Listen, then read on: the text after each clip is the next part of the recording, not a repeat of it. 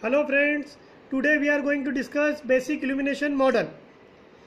In basic illumination model we discuss how object will illuminate. तो हमारा जो object होता है वो इल्यूमिनेट कैसे होता है. तो जो ऑब्जेक्ट इल्यूमिनेट होता है from the ambient light and from the inter related sources.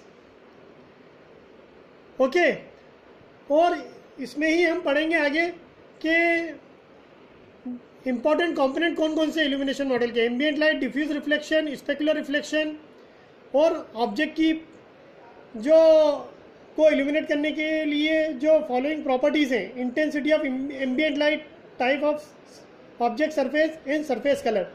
सबसे पहले हम पढ़ेंगे हाउ ऑब्जेक्ट विल इल्यूमिनेट. तो ऑब्जेक्ट जो इल्यूमिनेट होता है वो एम्बिएंट लाइट या इंटर रिलेटेड लाइट सोर्स के द्वारा इल्यूमिनेट होता है. तो इल्यूमिनेशन मॉडल क्या होता है. तो इल्यूमिनेशन मॉडल किसी ऑब्जेक्ट की सरफेस के गिवन पॉइंट पर, किसी ऑब्जेक्ट की सरफेस के गिवन पॉइंट पर पड़ने वाली लाइट की इंटेंसिटी को कैलकुलेट करने के लिए यूज किया जाता है. तो इल्यूमिनेशन मॉडल क्या होता है? एक ऐसी मेथड है जो लाइट की इंटेंसिटी को कैलकुलेट करने के लिए यूज करते हैं. क्लियर है? अब हम देखेंगे जो हमारे लाइट सोर्स हैं. हम जानते हैं कि हमें ऑब्जेक्ट सिर्फ दो ही केस में दिखाई देगा. या तो हमारा पॉइंट लाइट सोर्स होगा या डिस्ट्रीब्यूटेड लाइट सोर्स होगा. पॉइंट लाइट सोर्स में हम जानते हैं हमारा सन. डिस्ट्रीब्यूटेड लाइट सोर्स में हमारा होता है लॉन्ग फ्लोरोसेंट लाइट, मतलब ट्यूब लाइट. अब जैसा हमें यहाँ पर दिख रहा है ये सन है लाइट सोर्स. तो यदि कोई सरफेस डायरेक्टली लाइट सोर्स की तरफ एक्सपोज नहीं हो रही है, मतलब उसके कांटेक्ट में नहीं आ रही है, तो भी वो विजिबल हो सकती है. कैसे? By the near by object. जैसे ये नियर बाय ऑब्जेक्ट अगर इल्यूमिनेट हो रहा है तो भी वो हमारे को विजिबल हो सकती है. ये हमारा पॉइंट सोर्स के लिए एक एग्जांपल है लाइट सोर्स का. इसमें ही हम देखेंगे कि जो हमारा ये जो मैंने बोला था आपको, जैसे हमारे घर में जो ट्यूबलाइट होती है वो डिस्ट्रीब्यूटेड लाइट सोर्स का एग्जाम्पल है. किसका एग्जाम्पल है? डिस्ट्रीब्यूटेड लाइट सोर्स का. अब हम इल्यूमिनेशन मॉडल में बेसिकली क्या यूज करते हैं? Ambient light, diffuse reflection and specular reflection. तो बेसिकली दो टाइप के रिफ्लेक्शन हम इल्यूमिनेशन मॉडल में यूज करते हैं. एक डिफ्यूज रिफ्लेक्शन है और एक है स्पेकुलर रिफ्लेक्शन. डिफ्यूज रिफ्लेक्शन क्या होता है कि जब लाइट जो है ऑब्जेक्ट के ऊपर पड़ती है और वो इक्वल इंटेंसिटी से चारों डायरेक्शन में डिस्ट्रीब्यूट, सभी डायरेक्शन में इक्वल इंटेंसिटी से डिस्ट्रीब्यूट होती है, स्कैटर्ड होती है, तो उसको हम डिफ्यूज रिफ्लेक्शन कहते हैं. रफ या ग्रेनी सरफेस रिफ्लेक्टेड लाइट को सभी डायरेक्शन में इक्वल इंटेंसिटी से स्कैटर्ड करती हैं. रफ या ग्रेनी सरफेस रिफ्लेक्टेड लाइट को सभी डायरेक्शन में इक्वल इंटेंसिटी से स्कैटर करती हैं. सरफेस सभी डायरेक्शन से इक्वल ही ब्राइट दिखाई देता है. हम किसी भी डायरेक्शन से यहाँ पर अगर ऑब्जेक्ट को देखेंगे तो ये इक्वल ही ब्राइट दिखाई देगा, चाहे इधर से देखें, चाहे इधर से, चाहे इधर से. ये देख सकते हैं हम फिगर में. इसके बाद हम स्पेकुलर रिफ्लेक्शन देखते हैं. स्पेकुलर रिफ्लेक्शन में क्या होता है कि जब लाइट सोर्स हाईलाइट या ब्राइट स्पॉट क्रिएट करते हैं तो हमें स्पेकुलर रिफ्लेक्शन मेथड यूज करना पड़ती है. तो स्पेकुलर रिफ्लेक्शन क्या करता है? क्रिएट करता है हाईलाइट एंड ब्राइट स्पॉट. और जनरली कौन सी सरफेस में स्पेकुलर रिफ्लेक्शन होता है? शाइनी सरफेस में. कौन सी सरफेस में होता है? शाइनी सरफेस में. किसी भी ऑब्जेक्ट पर पड़ने वाली लाइट की इंटेंसिटी को कैलकुलेट करने के लिए हमें एब्जॉर्ब लाइट और रिफ्लेक्टेड लाइट को कंसिडर करना पड़ेगा, जो कि सरफेस की प्रॉपर्टी के ऊपर डिपेंड करती है. जैसे शाइनी सरफेस पर जो लाइट पड़ती है उसका थोड़ा ही पोर्शन एब्जॉर्ब होगा, वो ज़्यादा पार्ट क्या होगा? रिफ्लेक्ट होता है. अब एक और चीज़ हम पढ़ेंगे आगे जिसको बोलते हैं एम्बिएंट लाइट. अब ये एम्बिएंट लाइट क्या होती है?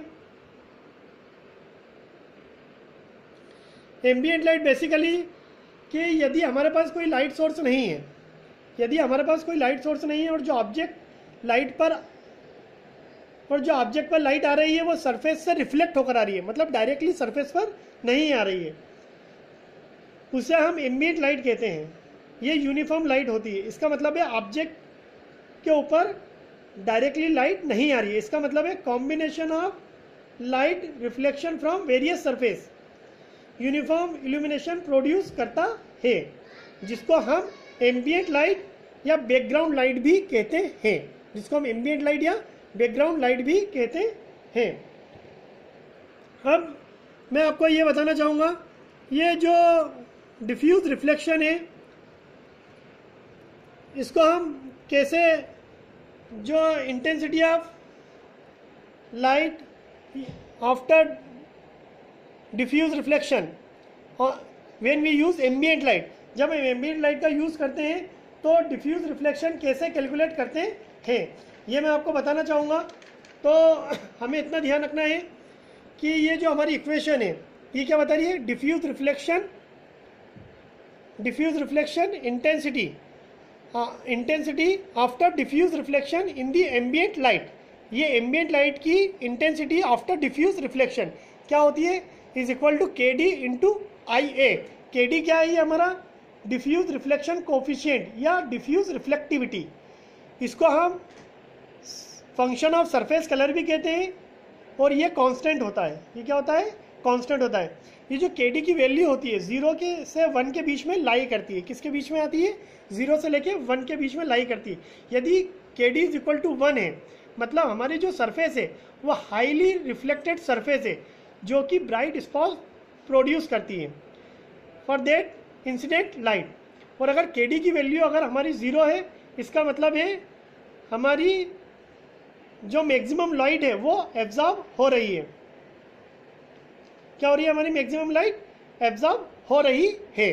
तो हम intensity after diffuse reflection for ambient light इस फॉर्मूले के थ्रू कैलकुलेट कर सकते हैं। इसको हम इक्वेशन नंबर 1 दे दें, आगे हमें ये काम आएगी।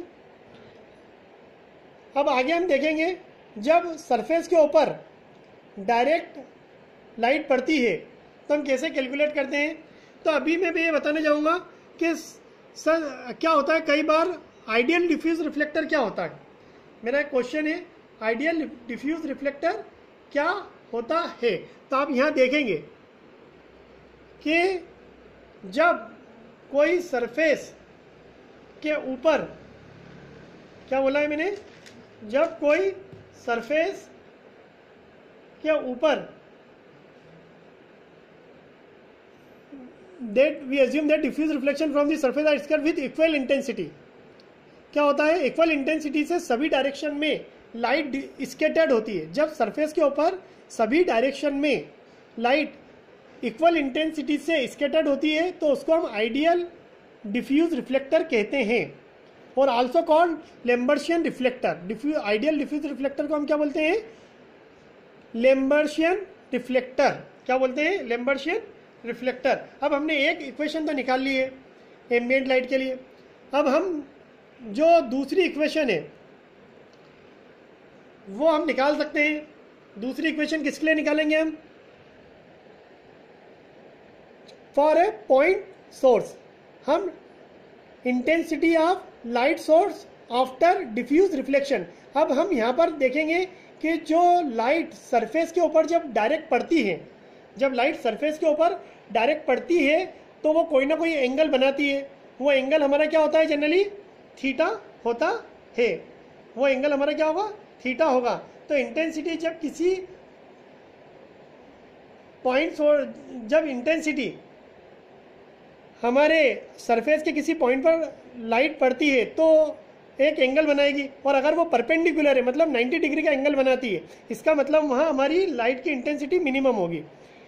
और अगर वो 0 डिग्री का एंगल बनाएगी, मतलब इसका मतलब ये है कि हमारी लाइट की इंटेंसिटी क्या होगी, मैक्सिमम होगी। अब यहाँ पर हम देखेंगे diffuse reflection for a point on this surface can be IL, DIFF diffuse reflection के लिए यूज करा है, is equal to KD IL cos theta. ये थीटा की जो वैल्यू अभी हमने cos थीटा क्यों कंसीडर करा है, कौन सा लॉ यूज करा है हमने यहाँ पर, लेम्बर्ट्स लॉ, जिसको हम कोसाइन लॉ भी कहते हैं। ये आई एल क्या है, is the intensity of point light source, और K D is the diffuse reflection coefficient, जिसकी वैल्यू 0 से 1 के बीच में होती है। और जो थीटा है ये 0 से 90 डिग्री के बीच में इसका एंगल बनेगा। लेकिन जब 90 डिग्री का एंगल बनेगा तो हम जानते हैं फ्रॉम लेम्बर्ट्स लॉ या कोसाइन लॉ बताता है कि cos 90 पे वैल्यू क्या होती है हमारी 0, मतलब जो हमारा इंटेंसिटी होगी बिल्कुल ही लो होगी, और अगर ये 0 डिग्री का एंगल बनाएगी तो cos 0 हो जाएगा, मतलब इसकी वैल्यू होगी 1। मतलब यहाँ पर क्या हो जाएगा, हमारी मैक्सिमम इंटेंसिटी होगी लाइट की 0 डिग्री के एंगल पर। तो जैसे जैसे हमारी जो हमने बोला है कि when cos theta is negative the light source is behind the surface. एक चीज़ और ध्यान रखना है, जब cos थीटा की वैल्यू अगर नेगेटिव है तो इसका मतलब ये है कि वो सरफेस के पीछे है। अब हमने जो पहली इक्वेशन निकाली थी diffuse reflection intensity of ambient light after diffuse reflection, हमने पहली इक्वेशन दी थी 14.1, और ये intensity of light source after diffuse reflection ये दूसरी इक्वेशन है। अब इन दोनों को जब हम मिला देंगे, अब इन दोनों को जब हम मिलाएंगे तो हम देखेंगे कि हमारे को ये इक्वेशन मिलेगी, total diffuse reflection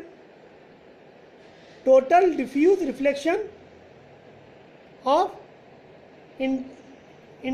light intensity of light source is equal to, अब हमने वहाँ पे के डी यूज़ करा था, के डी की जगह हम के इसलिए यूज़ कर रहे हैं, दोनों का मतलब सेम है, क्योंकि यहाँ हम एम्बिएंट लाइट की इक्वेशन का यूज़ कर रहे हैं। तो ये डिफ्यूज रिफ्लेक्शन कोफिशिएंट की जगह यहाँ पे क्या बोलेंगे, एम्बिएंट रिफ्लेक्शन कोफिशिएंट, के डी की जगह के यूज़ कर लेंगे, क्योंकि जब हम ग्राफिक्स में इस फार्मूले को ड्राइव करने जाएंगे तो इन दोनों की वैल्यू के और के डी की अलग अलग होगी। तो यहाँ पर के आई ए, तो पहली इक्वेशन से क्या, दूसरी इक्वेशन से हमारा K D I L cos theta, ये जो एन डॉट एल है is equal to cos theta, तो यहाँ पर कॉस थीटा की वैल्यू आ जाएगी। ये के डी क्या हमारा डिफ्यूज रिफ्लेक्शन कोफिशिएंट और ये एम्बिएंट रिफ्लेक्शन कोफिशिएंट। तो हमने जो पहली और दूसरी इक्वेशन हमने ऊपर देखी थी उन दोनों को मिलाकर हमने इस इक्वेशन को बनाया है। अब हमने ये पढ़ा है कि